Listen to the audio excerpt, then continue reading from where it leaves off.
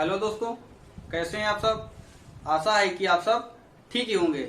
हम लोग पिछले एपिसोड में हम लोग पॉलिटी में जो हमारी राज्य व्यवस्था है, भारतीय संविधान एवं राज्य व्यवस्था, उसमें हम लोग थोड़ा संविधान के बारे में चर्चा किए थे। हम लोगों ने अपने संविधान के बारे में ये चर्चा की हुई थी कि हमारे देश का जो संविधान है ये विभिन्न देशों से जो लिया गया है उसके कौन कौन से पॉइंट हमारे परीक्षा की दृष्टि से बहुत ही महत्वपूर्ण है। उन पॉइंट्स की हम लोगों ने चर्चा की थी और उसके बाद हम लोगों ने भारतीय संविधान में जो अनुसूचियां दी हुई हैं हम लोगों ने चर्चा की थी कि संविधान में 12 अनुसूचियां हैं और हमें लगता है कि हम लोगों ने 8 अनुसूचियों पर चर्चा कर चुके थे। अब उसके आगे हम लोगों ने बताया था कि जो हमारे संविधान की जो 8वीं अनुसूची है जिसमें भाषाओं का उल्लेख किया गया है उसमें 22 भाषाएं हैं और उनको हम लोग सीख लेते हैं कि वो कौन कौन सी भाषाएं हैं। भाषाएं पूछी नहीं जाती हैं लेकिन फिर भी हम लोग एक बार सीखने का प्रयास करते हैं कि वो कौन कौन सी भाषाएं हैं। देखिए भाई, असमिया नंबर 1, असमिया, बांग्ला, गुजराती, हिंदी, कन्नड़, कश्मीरी, कोकड़ी, मलयालम, मणिपुरी, मराठी, नेपाली, उड़िया, पंजाबी, संस्कृत, सिंधी, तमिल, तेलुगु, उर्दू, बोडो, मैथिली। 2 अभी हैं, संथाली और डोगरी। नंबर 21वीं कौन है? संथाली। और 22वीं कौन है? डोगरी। जो डोगरी है, डोगरी ये हमारी एक भाषा है। अब देखिए, हमारे संविधान की 8वीं अनुसूची के तहत 22 भाषाओं को स्थान प्राप्त हुआ है, 22 भाषाओं को मान्यता प्राप्त हुई है। अब देखिए, इन 22 भाषाओं में कहीं भी अंग्रेजी का स्थान नहीं है। तो कहने का मतलब है हमारी जो राजभाषाएं 22 हैं, जो भी जितनी भाषाएं हैं जिनको संविधान की 8वीं अनुसूची के तहत स्थान दिया गया है उसमें कहीं भी अंग्रेजी का स्थान नहीं दिया गया है। तो पहले तो ये पता चला संविधान, हमारे संविधान की जो कौन सी अनुसूची है ये 8वीं अनुसूची है ये।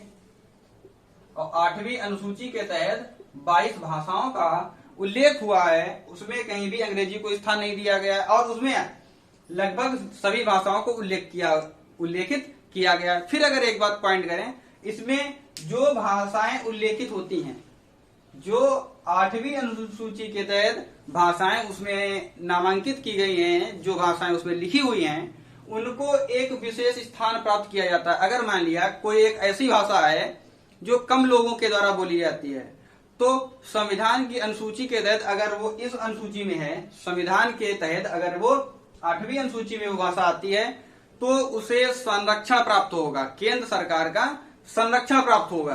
तो इस अनुसूची में कोई किसी भी भाषा को लाने के लिए उसका संरक्षण मिल जाता है। तो उसमें चर्चा फिर कभी करेंगे, लेकिन हमें ये पता चल गया 8वीं अनुसूची के तहत जो है 22 भाषाओं का उल्लेख किया गया। फिर आगे देखते हैं संविधान की 9वीं अनुसूची क्या थी।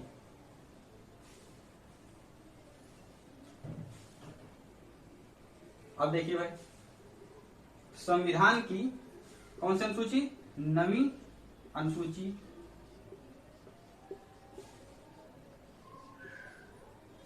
अब संविधान की 9वीं अनुसूची क्या थी? तो संविधान की जो 9वीं अनुसूची थी ये प्रथम संविधान संशोधन, जब संविधान का पहला संशोधन हुआ था। वैसे अभी तो संविधान में कई सारे 103 के ऊपर शायद संशोधन हो चुके हैं, लेकिन हम उनकी चर्चा नहीं करेंगे। जब पहला संशोधन हुआ था तो 9वीं अनुसूची जोड़ी गई थी। संविधान की 9वीं अनुसूची संविधान के प्रथम संशोधन सन 1951 में।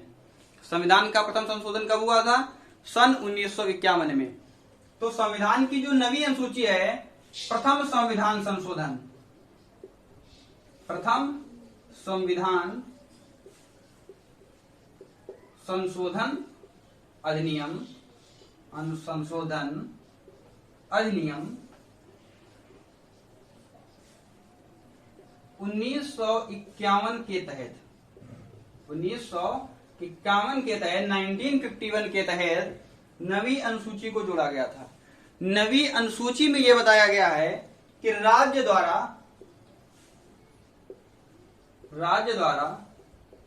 संपत्ति का अधिग्रहण, राज्य द्वारा संपत्ति का अधिग्रहण।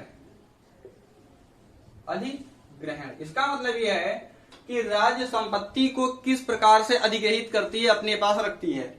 तो इसमें राज्य द्वारा संपत्ति का अधिग्रहण जो ये लिखा हुआ है, जो इसका उल्लेख किया गया, अधिग्रहण का उल्लेख, अधिग्रहण का उल्लेख किस सूची में मिलता है? संविधान की नवी अनुसूची में मिलता है, ठीक है ना।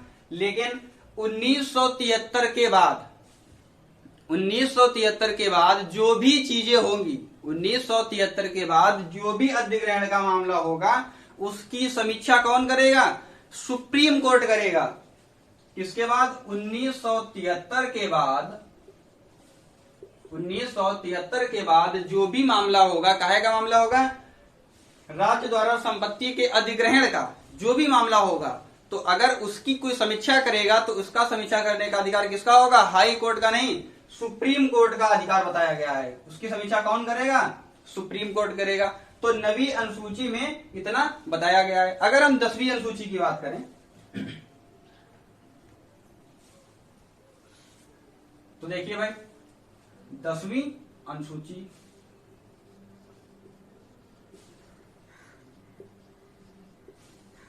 तो जो संविधान की जो 10वीं अनुसूची थी, संविधान की जो 10वीं अनुसूची थी वो 52वें संविधान संशोधन, 52वें संविधान संशोधन, संविधान की जो 10वीं अनुसूची है वो 52वें संविधान संशोधन 1985 के द्वारा जोड़ी गई।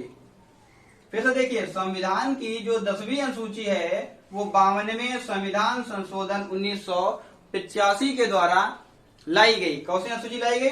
10वीं अनुसूची लाई गई। अब देखो, 52वें संविधान संशोधन में लाया क्या गया था?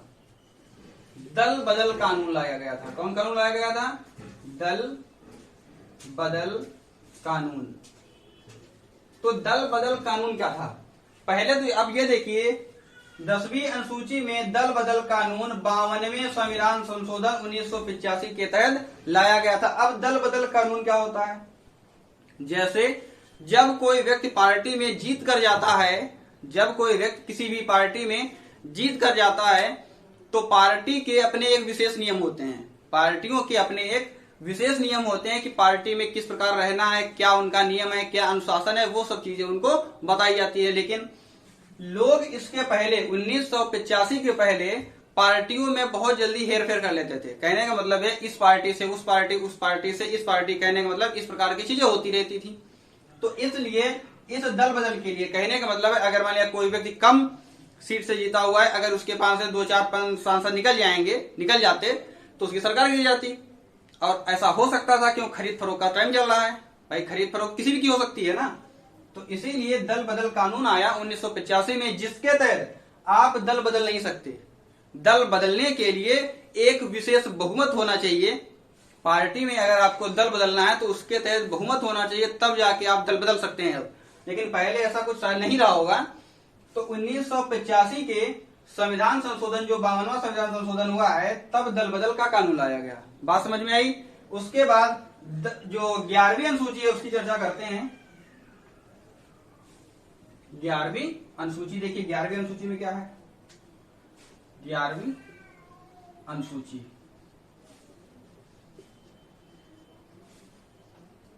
जो संविधान की जो 11वीं अनुसूची है वो 73वें संविधान संशोधन,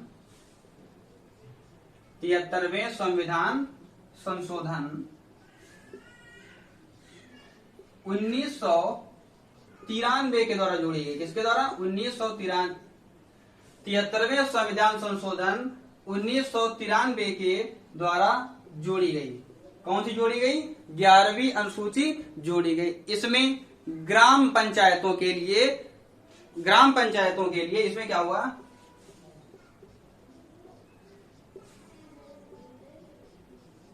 ग्राम पंचायतों में स्थानीय सुशासन के लिए 29 विषय दिए गए। कितने? 29 विषय। फिर से समझिएगा, जो संविधान की 11वीं अनुसूची थी वो 73वें संविधान संशोधन 1993 के द्वारा प्रयोग में आई या संविधान में जोड़ी गई, लेकिन फिर ये आई क्यों? ये ग्राम पंचायतों में स्थानीय स्वशासन के लिए आई थी। ग्राम पंचायतों में स्थानीय स्वशासन के लिए ये लाई गई थी। इसमें 29 विषय दिए गए थे। इसमें 29 टॉपिक भी कर सकते हैं, पॉइंट भी कर सकते हैं। तो इसका मतलब ये था कि इसमें 29 विषय दिए गए थे। काय के लिए? ग्राम पंचायतों में स्थानीय स्वशासन के लिए। फिर देखिए भाई, संविधान की जो 12वीं अनुसूची है, कौन सी? 12वीं अनुसूची। तो भाई जो संविधान की जो 12वीं अनुसूची है, ये भी एक संशोधन के द्वारा आई थी। जैसे जो 11वीं अनुसूची बताया, मैंने संविधान की जो 11वीं अनुसूची बताई, इसमें बताया है कि यह अनुसूची 73वें संविधान संशोधन 1993 के द्वारा जोड़ी गई थी। इसमें राज्य संस्थाओं को पंचायती राज में कार्य करने के लिए 29 विषय दिए गए थे। इसमें क्या है? तो ये संविधान के 74वें संविधान संशोधन, ये 74वें संविधान 74वें संविधान संशोधन 1993 के द्वारा जोड़ी गई। 1993 के द्वारा जोड़ी गई। ये भी 74वां संविधान संशोधन हुआ। कब हुआ? 1993 के द्वारा हमारी 12वीं अनुसूची जोड़ी गई। लेकिन इसमें क्या हुआ? इसमें शहरी क्षेत्रों के स्थानीय स्वशासन के लिए, वो ग्रामीण क्षेत्र थे, इसमें शहरी क्षेत्रों के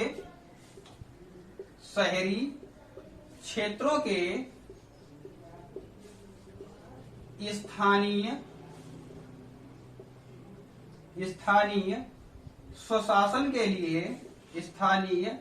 स्वशासन के लिए 18 विषय दिए गए। कितने विषय दिए गए? 18 विषय, 18 जो टॉपिक थे इसमें दिए गए। किसमें? संविधान की 12वीं अनुसूची जो 74वें संविधान संशोधन 1993 के तहत संविधान में जोड़ी गई। इसमें शहरी क्षेत्रों के स्थानीय स्वशासन के लिए 18 विषय दिए गए थे। तो ये हमारी सारी सूचियां, जो अनुसूचियां थी, ये समाप्त होती हैं। अब यहां से हम लोग आर्टिकल्स का अध्ययन करते हैं कि अनुच्छेद क्या होते हैं, कि अनुच्छेद कितने हैं, कैसे हैं, और हमें अनुच्छेदों के तहत क्या क्या अधिकार प्राप्त हुए। अब हम लोग आर्टिकल्स की चर्चा करते हैं। देखिए भाई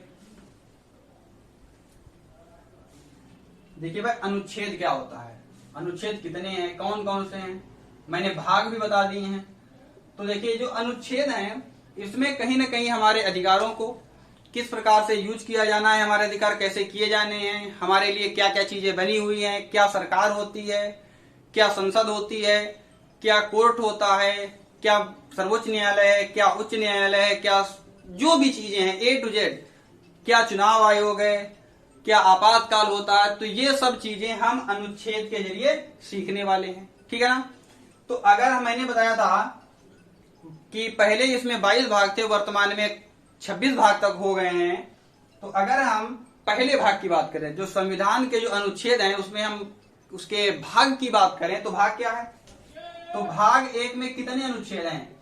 जो भाग 1 में अनुच्छेद 1 से लेकर के भाग 1 में अनुच्छेद, आर्टिकल, अनुच्छेद को हम आर्टिकल भी कहते हैं। आर्टिकल 1 से लेकर 4 तक का वर्णन दिया गया है। संविधान का भाग 1 जो है वो अनुच्छेद 1 से लेकर के 4 तक चर्चा करता है। तो संविधान का अनुच्छेद क्या? आप देखो, इसमें वही आर्टिकल्स हम पढ़ाएंगे, आपको वही चीजें बताएंगे जो चीजें परीक्षा की दृष्टि से बहुत ही महत्वपूर्ण है, या पहले पूछी गई हैं, या आगे भविष्य में पूछे जाने की संभावना है।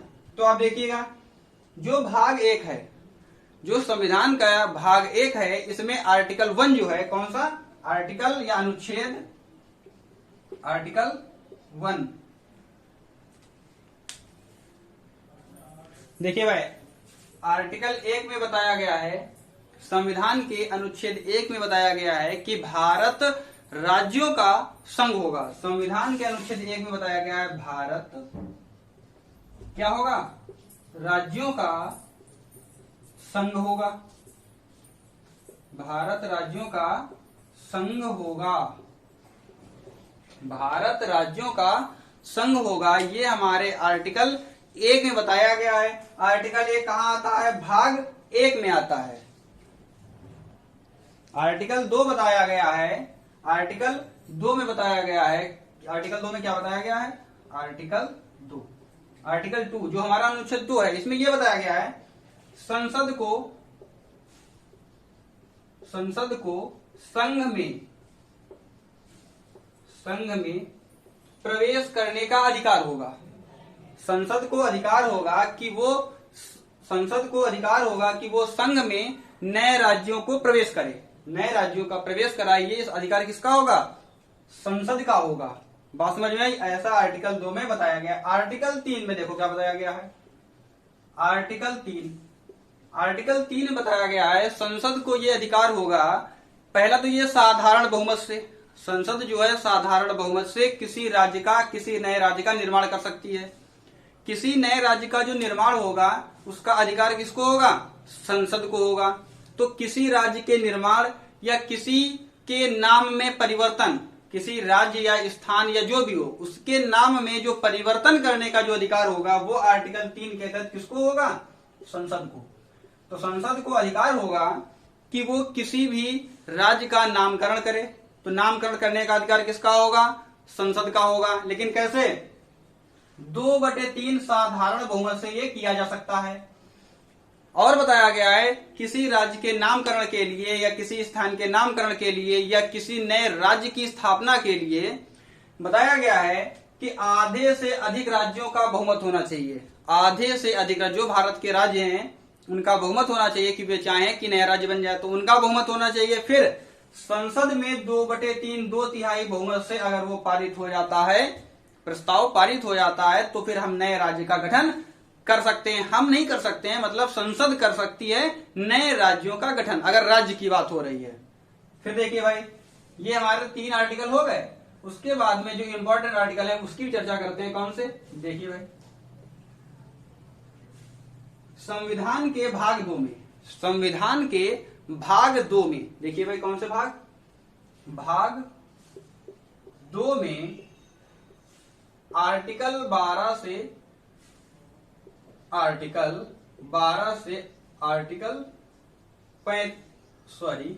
भाग 2 में आर्टिकल 5 से 11, 5 से लेकर के 11 तक, आर्टिकल 5 to 11, इसमें भाग 2 में नागरिकता का वर्णन है। आर्टिकल भाग 2 में देखो, भाग 2 जो है उसमें आर्टिकल 5 से लेकर के 11 तक दिए गए, मतलब अनुच्छेद 5 से लेकर के अनुच्छेद 11 तक दिए गए। और यह बताया गया है भाग 2 में नागरिकता, कि नागरिकता क्या है, नागरिकता का वर्णन किया गया है। अब देखो, नागरिकता के वर्णन में यह है कि भारत में कितने प्रकार की नागरिकता है, नागरिकता कैसे दी जा सकती है, अनागरिकता किस प्रकार से ली जा सकती है, या किन लोगों की नागरिकता समाप्त हो जाती है। तो इस प्रकार की चीजें आर्टिकल 5 से लेकर के आर्टिकल 11 तक उन चीजों का वर्णन किया गया है। फिर देखिए भाई, जो नागरिकता की चर्चा कर रहे हैं तो मैंने बताया हुआ है कि आर्टिकल 5 से लेकर कर 11 तक जो हमारी नागरिकता का वर्णन है, तो आर्टिकल 11 कहता है, आर्टिकल 11 कहता है कि संविधान में जो नागरिकता है, संविधान में जो नागरिकता है उसके बारे में सभी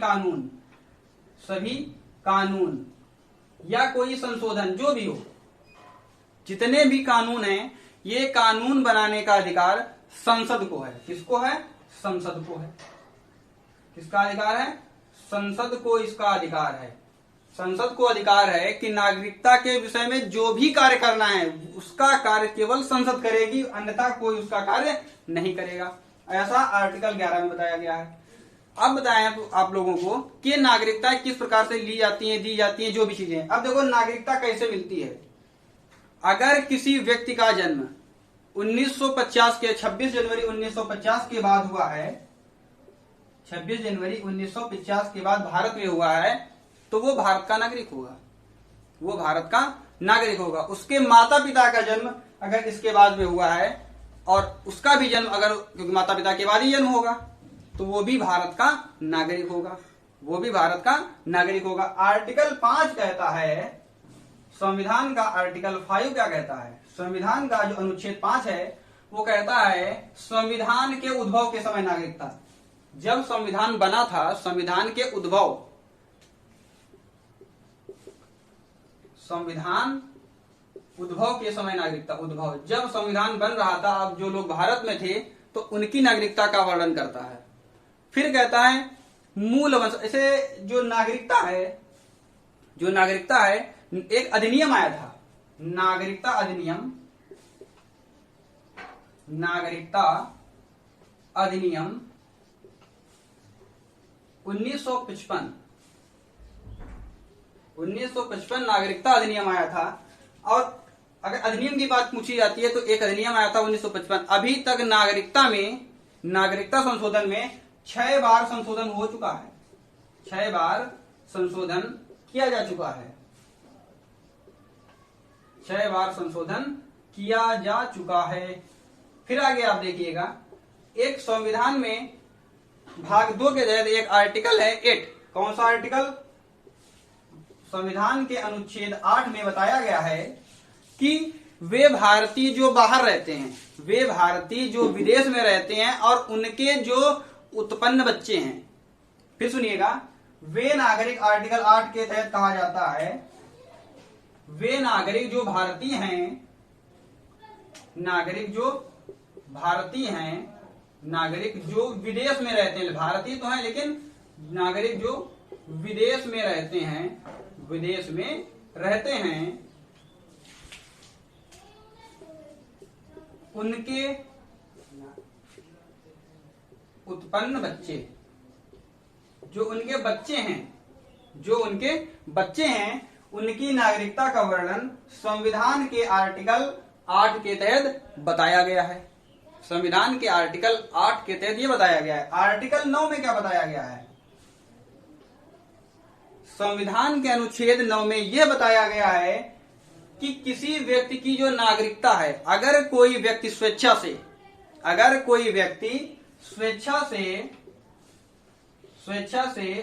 ये किसकी बात हो रही है? भारतीय व्यक्ति की बात हो रही है। अगर कोई व्यक्ति स्वेच्छा से किसी दूसरे देश की नागरिकता ग्रहण कर लेता है,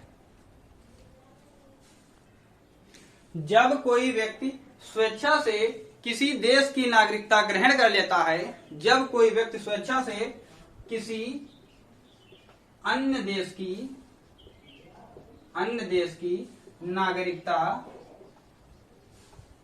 ग्रहण कर लेता है, तो उसकी भारतीय नागरिकता समाप्त हो जाएगी। इस प्रकार का आर्टिकल 9 में उल्लेख किया गया है। अगर हम आगे की चर्चा करें, हम ये बताना चाहते हैं आपको कि नागरिकता किस प्रकार से मिलती है। तो वंश परंपरा के आधार पर, वंश परंपरा के आधार पर वंश परंपरा क्या होती है? जैसे जिन लोगों का जन्म भारत के आजाद होने के बाद यहां हुआ है, तो उन लोगों को भारतीय नागरिकता दी जाएगी। फिर पंजीकरण द्वारा, जब पंजीकरण किया जा रहा है, जब नामांकन किया जाता है, उस समय अगर आप अपना नामांकन कराते हैं और भारत में रह रहे हैं, तो आपको आपकी नागरिकता मिल जाएगी।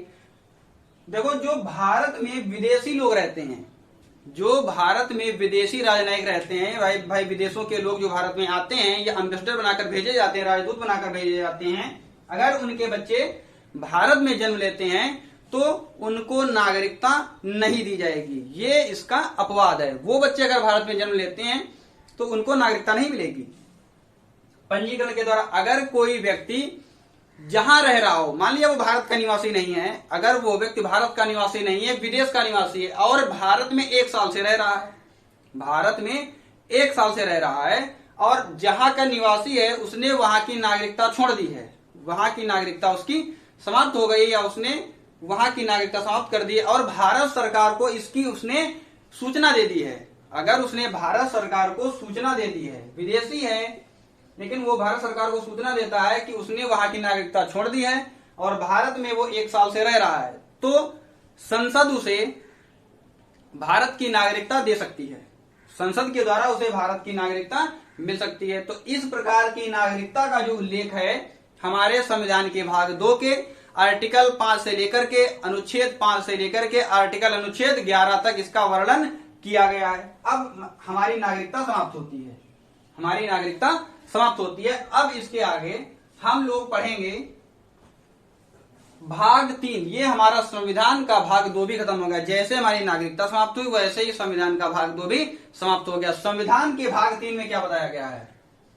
भाग 3 ये आर्टिकल 12 से लेकर के 35 तक इसका वर्णन किया गया है। संविधान के भाग 3 में, संविधान के भाग 3 में आर्टिकल 12 से लेकर के 35 तक वर्णन किया गया है। अब देखिए भाई, जो हमारे मूल अधिकार थे, हमारे जो मूल अधिकार थे वो भाग 3 में दिए गए थे। भाग 3 में आर्टिकल 12 से लेकर के 35 तक हमारे मूल अधिकारों को विश्लेषित किया गया है। इसका उल्लेख किया गया है कि हमारे कौन कौन से मूल अधिकार थे। बात समझ में आ रही ना? अब हमारे मूल अधिकार कितने थे? 7। मैंने बताया हुआ था कि 86वें संविधान संशोधन ऐसे करके मैंने कुछ बताया हुआ था। अगर आप लोगों को याद हो तो आप लोग उसको कमेंट में लिखें कि मैंने कौन सा संशोधन किया था, संसद ने कौन सा संशोधन किया था कि जिसके तहत 7वां हमारा मूल अधिकार था जो हटा दिया गया था। 7वें अगर मूल अधिकार के बारे में हम चर्चा करें तो संपत्ति का अधिकार हटाया गया था। वो आप लोगों को कमेंट में लिखना है कि वो कौन सा संशोधन था। आप लोग इधर देखिए, संवैधानिक उपचारों का अधिकार, जो ये सब लिखे हुए हैं ये हमने आपको बता दिए कौन कौन से, आप इसका एक्सप्लेन कर रहे हैं। अब पहला जो मूल अधिकार था समता का अधिकार था। कौन सा था? समता का अधिकार। ये जो समता, ये समानता का जो अधिकार था, ये अनुच्छेद 14 से लेकर के अनुच्छेद 18 तक हमें समता का अधिकार दिया गया, समानता का अधिकार दिया गया कि हम किस प्रकार से समान हैं, हमको किस प्रकार की समानता मिली है, समाज में किस प्रकार के लोग हैं, कितने लोग हैं और हमारे साथ किस प्रकार का व्यवहार किया जाता है। तो समता का जो अधिकार है अनुच्छेद 14 से लेकर के अनुच्छेद 18 तक इसका वर्णन किया गया है कि हम लोगों को, हम जो भारतीय नागरिक हैं, हमको कहां कहां से समानता मिली है। स्वतंत्रता का अधिकार, स्वतंत्रता का अधिकार आर्टिकल 19 से 22 तक दिया गया है। हमें यह बताया गया है कि हम किस प्रकार से स्वतंत्र हैं, हम किस प्रकार स्वतंत्र हैं। जैसे स्वतंत्रता का अधिकार की अगर चर्चा करें थोड़ी सी, क्योंकि इनका जो एक्सप्लेनेशन है, इनका जो थोड़ा सा हम लोग विश्लेषण कर लेते हैं, उसके बाद में अलग अलग आर्टिकल का अलग अलग हम लोग अध्ययन करेंगे। जो 19 से 22 जो है, जो स्वतंत्रता का जो अधिकार है, इसमें बताया गया है कि हमको सभा करने का अधिकार है, टहलने घूमने का अधिकार है, व्यापार करने का अधिकार है, बातचीत करने का अधिकार है। तो इस प्रकार के अधिकार हमें स्वतंत्रता के अधिकार के तहत आर्टिकल 19 से लेकर के 22 तक दिए गए हैं। शोषण के विरुद्ध अधिकार 23 से 24। शोषण के विरुद्ध का मतलब यह है कि किसी भी व्यक्ति का कोई दूसरा व्यक्ति शोषण नहीं कर सकता। शोषण का मतलब है उस पर किसी भी प्रकार का कोई अत्याचार नहीं कर सकता। ये हमारे आर्टिकल 23 से लेकर के 24 तक, 23 और 24 आर्टिकल में यह बताया गया है कि जो भारतीय नागरिक हैं उनका कोई भी शोषण नहीं कर सकता, किसी प्रकार का कोई दबाव नहीं बना सकता है। बात समझना, अगर कोई बच्चा है तो बच्चे को दबाव बनाकर या बच्चे पर कोई प्रेशर डाल के उसे हम कोई भी कार्य नहीं करा सकते। और बच्चे कौन? जो 6 से 14 वर्ष तक के बच्चे हैं उन पर भी हम शोषण नहीं कर सकते। उन पर भी क्या मतलब है, हम किसी पर शोषण नहीं कर सकते हैं। धार्मिक स्वतंत्रता का अधिकार जो है आर्टिकल 25 से लेकर के 28 तक दिया गया है। आर्टिकल संविधान के अनुच्छेद 25 से लेकर के संविधान के अनुच्छेद 28 तक दिया गया है कि प्रत्येक व्यक्ति को धार्मिक स्वतंत्रता का अधिकार है। उनको अपने धर्म स्थलों में जो प्रयोजित कार्यक्रम है, ये कार्यक्रम करने का अधिकार है, उसमें भाग लेने का अधिकार है। अगर व्यक्ति मान लिया कोई सपोज करे अगर कोई दान देना चाहता है धर्म के स्थलों में, तो वो इसी के जरिए, इन्हीं स्वतंत्रताओं, जो धार्मिक स्वतंत्रता है हमारी, इनके जरिए वो दान भी दे सकता है। मतलब सभी प्रकार के कार्यक्रम जो धर्म से रिलेटेड हैं वो धार्मिक स्वतंत्रता के अधिकार में आएंगे। और इसमें अनुच्छेद हमारा 25 से लेकर के 28 तक हमारी धार्मिक स्वतंत्रता का वर्णन करता है। फिर शिक्षा एवं संस्कृति का अधिकार, हमें शिक्षा ग्रहण करने का अधिकार। हमारी संस्कृति क्या है, हमारे धर्म के अनुसार संस्कृति क्या है, यहाँ हम किस प्रकार से रहना चाहते हैं, हमारी बोलचाल की भाषाएं, जो भी चीजें हैं जो शिक्षा से संबंधित हैं, जो हमारी संस्कृति से संबंधित हैं, उनका जो अधिकार है, उनका जो अनुच्छेद 29 और 30 में उनका वर्णन किया गया है। फिर भाई संवैधानिक उपचारों का अधिकार, ये हमारा 6वां, पहला, दूसरा, तीसरा, चौथा, 5वां और 6वां दिया गया है संवैधानिक उपचारों का अधिकार। तो संवैधानिक उपचारों का अधिकार आर्टिकल 32 के तहत दिया हुआ है। अच्छा, संवैधानिक उपचार क्या होता है, इसको अगर थोड़ा सा एक्सप्लेन करें तो बाबा भीमराव अंबेडकर के द्वारा संवैधानिक उपचारों का अधिकार लाया गया था। संवैधानिक उपचारों का जो अधिकार है, संवैधानिक उपचारों का मतलब ये है अगर कोई व्यक्ति किसी के साथ गलत करता है तो उसके उपचार क्या क्या हैं, इस प्रकार से आप समझ लीजिएगा। लेकिन जब हम इन अनुच्छेद जो दिए हुए हैं 14 से लेकर के 32 तक, या बताया गया 12 से 35 तक, जब इन अनुच्छेदों का जब हम लोग एक्सप्लेनेशन करेंगे तो हम सब सीखेंगे कि संवैधानिक उपचार क्या होते हैं, शिक्षा एवं संस्कृति क्या होती है। इसका सिर्फ अभी हल्का हल्का विश्लेषण हुआ है, लेकिन जब अनुच्छेद पढ़ेंगे तो उनका हम लोग अच्छे से एक्सप्लेनेशन करेंगे, उनका वर्णन करेंगे कि ये होता क्या है। तो ठीक है दोस्तों, आप लोग इतना पढ़िए, रिवाइज करिए, आप इन सब चीजों को नोट डाउन करते हुए चलिए और अपने नोट्स प्रिपेयर करिए। ठीक है दोस्तों, हम लोग कल मिलते हैं। और अगर आप लोगों को वीडियो अच्छा लगता है तो लाइक करें, हमारा चैनल सब्सक्राइब करें और इसी प्रकार अपना सहयोग बनाए रखें। धन्यवाद।